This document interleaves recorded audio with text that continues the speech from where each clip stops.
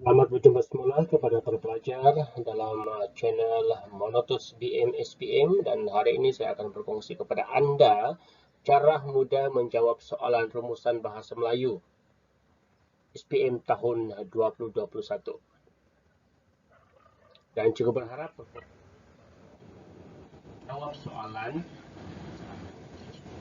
dan harus diingat slogan JPN Sabah ialah katakan tidak kepada nombor 16, katakan ya kepada 10 terbaik. Dan ini merupakan antara buku yang saya pernah tulis. Okey, yang sekarang ini ada dua ya yang berada di pasaran, iaitu Praktis Topikal SPM ketingkatan 4 dan juga ada lagi yang terkini Firasat Bahasa Melayu, dan para pelajar boleh mendapatkan buku tersebut di pasaran. Okey, mari kuasai format bahasa Melayu kertas 2 khususnya, dan hari ini saya akan lebih fokus kepada bahagian C, iaitu soalan rumusan. Soalan rumusan memperuntuk sebanyak 30 markah dan cadangan masa menjawab ialah selama 45 minit.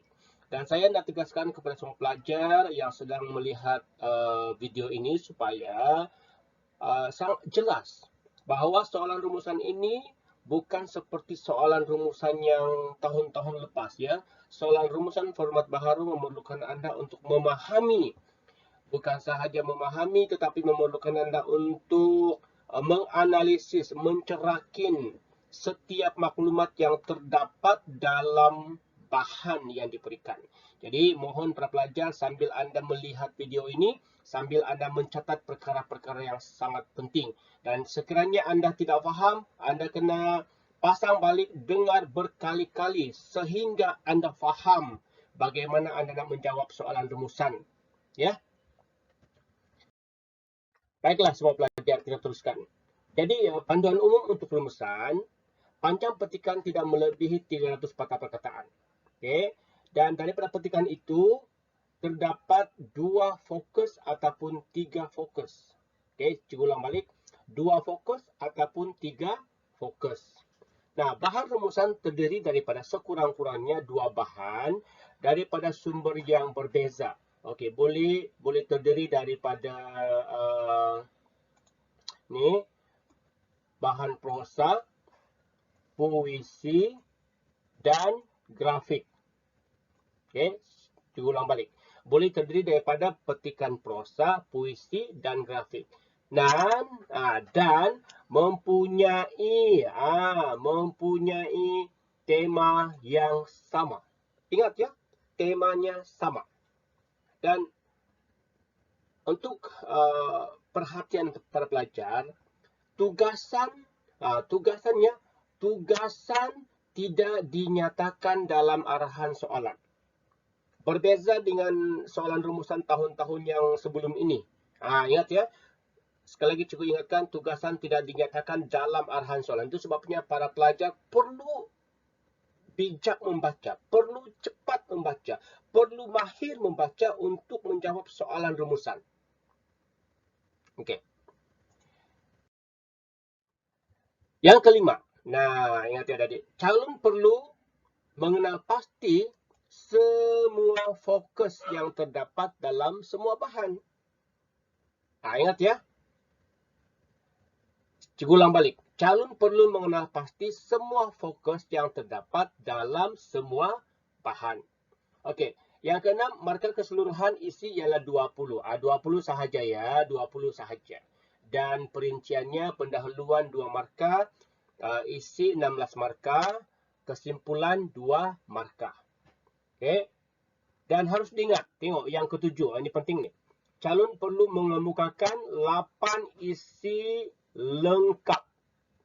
8 isi lengkap, dan isi tersebut wajib diambil daripada setiap bahan dan menyentuh setiap fokus. Ini sangat penting. Sangat penting adik-adik. Sangat penting ya. Cikgu ulang balik. Calon perlu mengemukakan 8 isi lengkap, dan 8 isi lengkap ini pelajar perlu ambil daripada setiap bahan dan menyentuh setiap fokus. Okay. Boleh faham ya? Manakala markah bahasa pula dinilai secara holistik, secara keseluruhan. Okay. Dan markah untuk bahasa ialah sebanyak 10 markah. Dan markah bahasa kalau cemerlang 8 sampai 10, baik 5 sampai 7, sederhana 3 sampai 4 dan lemah 1 dan 2. Okey, saya harap semua pelajar boleh memahami apa yang cikgu sampaikan ya. Okey, kita teruskan ya adik-adik. Nah, bagaimana kamu nak menjawab bahagian pendahuluan? Sekiranya dalam rumusan itu ada 2 fokus, jadi kamu kena mula dengan teknik begini. Rumusan membincangkan, nyatakan fokus 1 dan fokus yang kedua. Jadi kamu dah dapat 2 markah. Sekiranya kamu hanya jawab begini, rumusan membincangkan fokus 1 sahaja, kamu hanya akan dapat 1 markah sahaja. Okey. Boleh faham ya? Dan sekiranya dalam rumusan itu ada 3 fokus. Okay, 3 fokus. Jadi para pelajar perlu buat pendahuluan seperti begini. Rumusan membincangkan, okey, nyatakan fokus 1, masukkan fokus 2 dan masukkan fokus 3 untuk Anda mendapat 2 markah. Okey. Sekiranya pelajar hanya nyatakan fokus 1 dan fokus 2 sahaja, pelajar hanya akan mendapat 1 markah sahaja. Boleh faham ya adik-adik semua? Okey. Supaya lebih jelas, cikgu akan lanjutkan perkongsian ini. Bilangan ataupun cara pengiraan isi. Okey, cikgu berikan contoh yang pertama. Sila betul-betul faham, dengar betul-betul, tengok betul-betul. Okey. Kalau dalam bahan satu tu, dalam fokus satu tu ada 2 isi. 2 isi ya. Bilangan isi yang Anda berikan sebanyak 2. Okey, bilangan isi yang diterima 2, 1. 2 ataupun 1. Sekiranya dalam fokus 2 itu ada 6 peranan. 6 peranannya. Okey, fokusnya peranan ada 6 isi. Okey, bilangan isi calon 6. Okey, bilangan yang diterima 5 ataupun 6. Okay. Boleh ya? Kalau dalam bahan yang kedua, fokus 1, okey. Tengok ya, bahan kedua, fokus 1 sama dengan usaha. Usaha ya. Di sini ada 4 isi. Bilangan isi calon 2 dan bilangan isi yang diterima 1 ataupun 2. Nah, jadi daripada 2 bahan ini, 8 isi yang akan diterima oleh pemeriksa. 8 isi yang akan diterima oleh pemeriksa. Maksudnya di sini fokus 1 di sini kamu ambil di sini ada, okey, di sini 2. 2 ya. Kemudian fokus yang kedua peranan. Okey, peranan kan di sini ada 6 isi. Okey, kamu tulis 5 sahaja. 5 isi sahaja.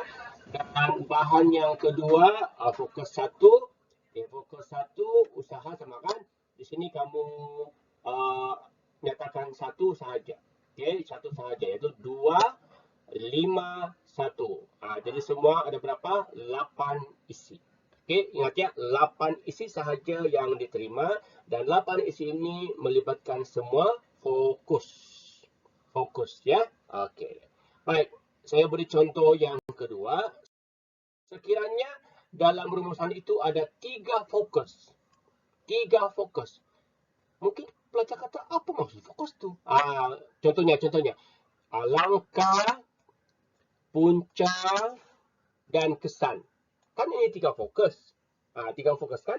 Okey. Sekiranya dalam fokus 1 tu, contohnya langkah. Ada 6 isi. 6 isi, bilangan isi calon 6. Yang diterima 5. 5 ya, 5. Okey, 5. Kemudian punca. Di sini punca ini ialah fokus 2. Punca ada 2 isi. Pelajar hanya beri 1 sahaja. 1 sahaja. Kemudian bahan 2 ya, bahan 2. Okey. Fokus 1 langkah kan sama kan? Tu yang bahan 1 dan bahan 2 ini ada sama kan langkah. Di sini ada 2 isi. Pelajar beri 1 isi. Manakala bahan 3? Bahan 3 ini ialah kesan. Kesan. Okey. Kalau kesan tu ada 3 isi. Bilangan isi calon 2. Okey, yang diterima ialah satu sahaja. Jadi maksudnya di sini, kalau kita lihat dalam bahan satu, okay, 5, 1, 1, 1. Jadi ada 8 semua. Okay, 8 isi semua. Jadi pastikan kombinasi isi setiap bahan itu lengkap. Lengkap. Maksudnya merangkumi semua fokus. Ya. Okay, cikgu harap kamu boleh faham. Nah, nak lagi faham? Okey, kita teruskan dengan contoh. Bagaimana anda nak menjawab soalan rumusan. Okey, para pelajar, dengar betul-betul ya. Okey, ini adalah contoh bagaimana kamu nak jawab soalan rumusan untuk memperoleh 30 markah ya. Baca petikan dan teliti bahan grafik yang disertakan di bawah. Kemudian buat satu rumusan yang panjangnya tidak melebihi. Nah, adik-adik tengok di sini. Tidak melebihi 120 patah perkataan. Tidak melebihi. Anda digalakkan supaya menggunakan ayat sendiri tanpa mengubah maksud asal perkataan. Okey. Maksudnya di sini kamu hanya perlu mengenal pasti fokus. Ambil fokus yang terdapat dalam rumusan tersebut dan gunalah perkataan sendiri. Maksudnya di sini kamu kena guna penanda wacana, kata hubung yang sesuai. Jangan salin bulat-bulat. Ingat adik-adik, jangan salin bulat-bulat setiap perenggan itu. Kalau kamu salin bulat-bulat, kamu akan dapat markah 1 sahaja. Okey. Baik, kita tengok ya. Kita tengok. Mungkin ada pelajar kata, cikgu macam mana kita nak mengenal pasti tema yang terdapat dalam tu? Okey. Hal pertama yang mestikan anda buat ialah anda perlu mengenal pasti tema rumusan. Tema rumusan. Okey. Tema rumusan dalam petikan ini ialah terdapat dalam perenggan 1 ya, dalam perenggan 1. Iaitu apa? Ni. Perkhidmatan awam di negara ini. Kan? Temanya ialah perkhidmatan awam. Lokasinya di mana? Di Malaysia. Di Malaysia ataupun di negara ini. Okey. Ini ialah tema. Dan tema ini wajib dikenal pasti oleh setiap pelajar. Kegagalan anda mengenal pasti tema itu akan menyukarkan anda untuk membina pendahuluan. Ingat ya? Okey. Baik. Kemudian anda perlu cari fokus. Fokus. Fokusnya apa? Di sini. Tengok. Sini. Langkah-langkah. Ini ialah fokus 1. Fokus 1. Langkah-langkah ataupun usaha-usaha. Okey, apa buktinya? Apa buktinya? Terdapat dalam perenggan 1. Tuh. Ini 1. Pelbagai transformasi dilaksanakan oleh kerajaan. Ini langkah. Langkah. Yang kedua terdapat dalam perenggan kedua. Ni. Kaki tangan awam perlu membudayakan kreativiti dan inovasi penjabat awam. Ini langkah. Yang ketiga, amalan nilai untuk wang perlu dilaksanakan. Ini pun langkah. Okey, yang keempat, kerajaan telah berbelanja berjuta-juta ringgit setiap tahun. Ini juga langkah. Maksudnya, dalam perenggan yang pertama ada 1 langkah. Dalam perenggan yang kedua ada 3 langkah. Dan pelajar perlu senaraikan semua ni. Ya. Okey, kita teruskan ya adik-adik, kita teruskan. Baik, dalam perenggan yang ketiga. Dalam perenggan yang ketiga, ada langkah yang kelima. Ni. Fokus 1, langkah yang kelima. Melakukan anjatan paradigma untuk menghadapi cabaran pada masa depan. Ini langkah. Okey, kemudian dalam perenggan yang keempat, perenggan ketiga pun ada isi. Ada lagi isi. Di sini ni. Isi yang keenam. Ini yang ini. Meningkatkan nilai dan integriti ketika bertugas. Di sini. Okey, ini ialah fokus 1. Fokus 1 terdapat dalam perenggan yang ketiga. Kemudian dalam perenggan yang keempat ada lagi. Ini fokus 1 yang ketujuh. Ketujuh. Langkah yang ketujuh terdapat dalam bahan 1. Iaitu mempermudah dan mempercepat urusan pelanggan tanpa kerana birokrasi. Sampai di sini. Sampai di sini ya. Okey, so yang ini tidak perlu disalin. Ini tidak perlu salin ya, tidak perlu salin. Okey, dan yang ke-8, langkah yang ke-8 ialah semangat kerja secara berpasukan juga perlu diterapkan dalam tugas yang dilaksanakan. Okey, sampai di sini sahaja. Okey, maksudnya para pelajar, ingat ya, dalam fokus 1 ini terdapat dalam petikan berapa langkah? Ada 8. Senaraikan semua dulu. Okey, kemudian kita teruskan dalam perenggan yang keempat. Okey, kita tengok. Ini ialah fokus yang kedua. Ini ialah fokus yang kedua. Impaknya, tahu impaknya? Impaknya maksudnya kesan. Kesan. Impak maksudnya dengan perkataan lain, impak, kesan, natijah. Itu sinonim. Dan ini ialah fokus yang kedua. Okey, apa tu? Pertumbuhan ekonomi negara dapat ditingkatkan. Satu. Kedua, mengurangkan kos pengurusan dan perbelanjaan kerajaan. Dua. Ketiga, tengok, keadaan politik negara juga stabil dan kukuh. Dan keempat, dapat meningkatkan imej negara di persada dunia. Jadi ada 4 kesan. Okay? Ada 4 kesan apabila pelbagai langkah dilaksanakan oleh kerajaan untuk menambah baik mutu perkhidmatan awam. Okey, boleh faham setakat ini adik-adik? Okey, kita teruskannya. Nah, okey, bahan yang kedua. Ini ialah bahan yang kedua dalam bentuk ni. Ini ialah bahan, okey, saya tulis ya. Bahan 2. Okey, bahan 2 ini dalam bentuk grafik. Okey, sekarang apabila kamu dah nampak bahan 2, kamu kena tengok. Adakah bahan 2 ini fokus 1 ataupun fokus yang kedua? Sudah tentu fokus yang pertama. Fokus yang pertama. Buktinya apa? Usaha-usaha dan langkah-langkah. Usaha-usaha ataupun langkah-langkah. Sama lah kan? Okey, dalam bahan grafik ini ada 5. Okey, ada 5. 1, 2, 3, 4, 5.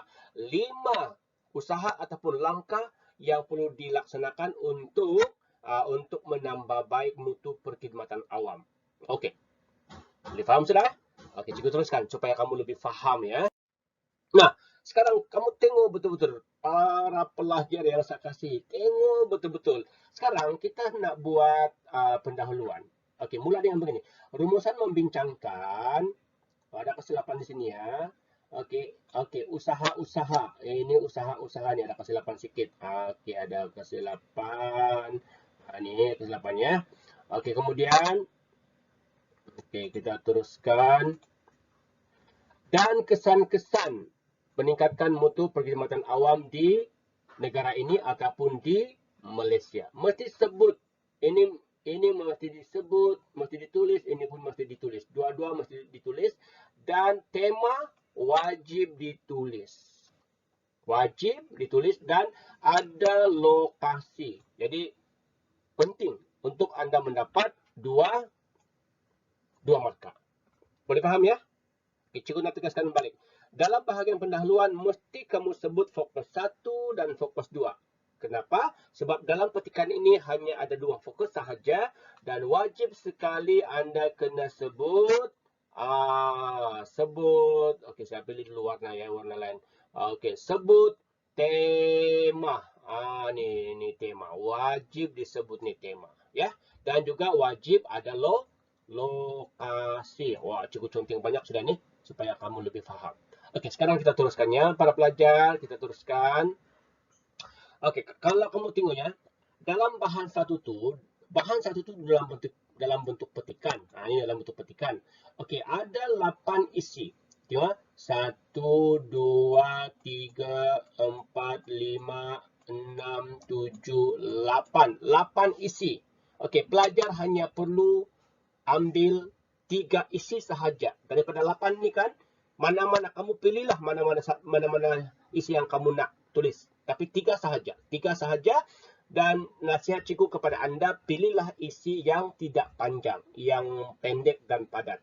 Contohnya 1, 2 atau 4. Okey, yang nombor 3 ni pun pendek juga kan. Okey, pilihlah 3 saja. Kemudian di bahagian grafik.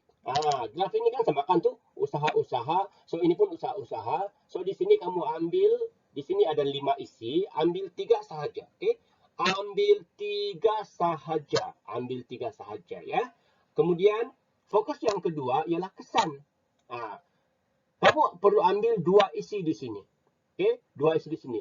Ada 4 kan? 4 kesan kan? Ini 1, 2, 3, 4. Ada 4 kesan, ambil 2 isi. 2 isi sahaja ya. 2 isi sahaja. Okey, 2 isi.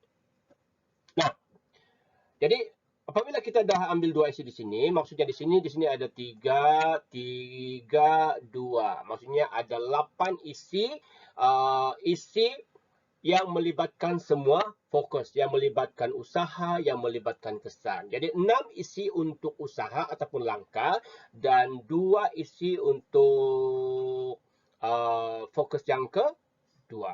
Okey, kemudian bagaimana anda nak membina kesimpulan para pelajar yang saya kasihi? Guna sahaja kesimpulannya, jangan lagi guna perkataan apa lagi tu ya, sudah terang lagi bersuluh. Itu tidak perlu. Itu dalam karangan baru anda boleh buat. Okey, gunalah. Jangan guna tuntasnya. Tuntasnya pun tak sesuai. Kalau tuntasnya itu ayat penegas dalam kesimpulan kecil perenggan, karangan. Jadi paling bagus guna kesimpulannya. Okey, kesimpulannya kaki tangan awam. Kenapa kita perlu gunakan kaki tangan awam? Sebab golongan yang bekerja dalam perkhidmatan awam dipanggil kaki tangan awam. Kaki tangan awam perlu meningkatkan, ini dia tengok, meningkatkan mutu perkhidmatan. Kenapa ini perlu? Sebab ini ialah temanya. Temanya mesti disebut, mesti dinyatakan secara jelas. Okey, kemudian dengan lebih berkesan agar, ini penting ya, agar ataupun supaya sektor perkhidmatan awam terus cemerlang. Nah, ingat, jadi di bahagian kesimpulan ini para pelajar mesti ada cadangan dan mesti ada harapan. Dan mesti juga ada subjek. Subjeknya ialah kaki tangan awam. Ini ialah subjeknya. Ya, ini subjeknya ya. Dan ini ialah tema rumusan. Okey. Kemudian sektor dalam terjemah ini ialah harapan. Okey. Baik. Jadi saya berikan satu contoh rumusan yang boleh dijadikan panduan oleh para pelajar. Nah, beginilah contoh rumusannya para pelajar.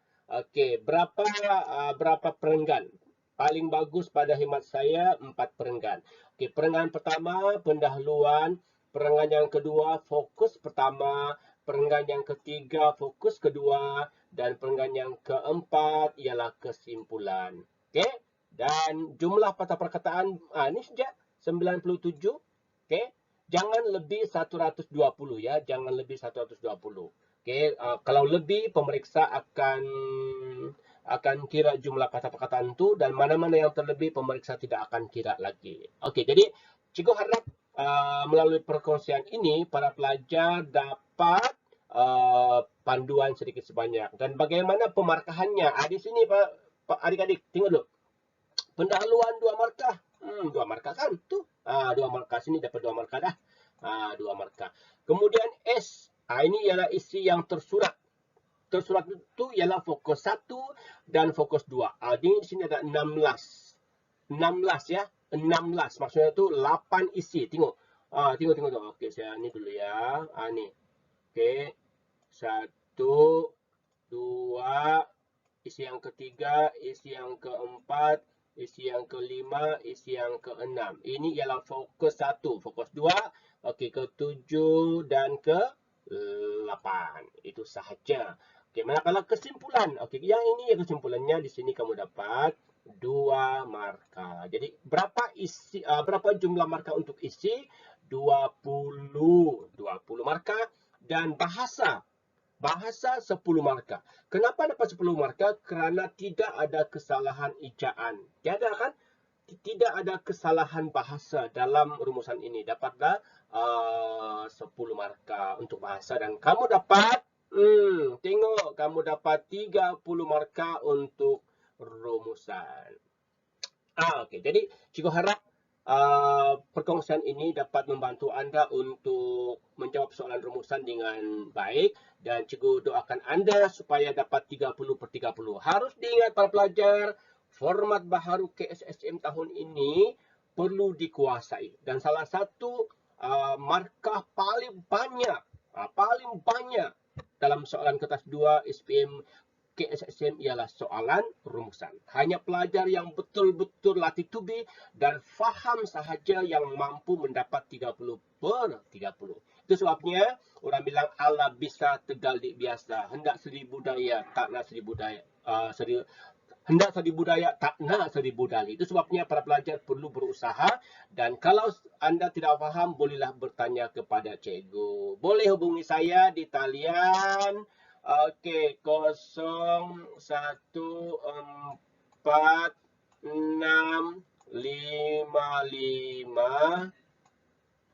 04655 477. Itu nombor telefon saya dan boleh hubungi saya bila-bila masa. Itu sahaja perkongsian pada hari ini. Semoga membantu anda. Ingat, kita jaga diri dan jangan lupa untuk tengok berkali-kali sekiranya anda tidak faham.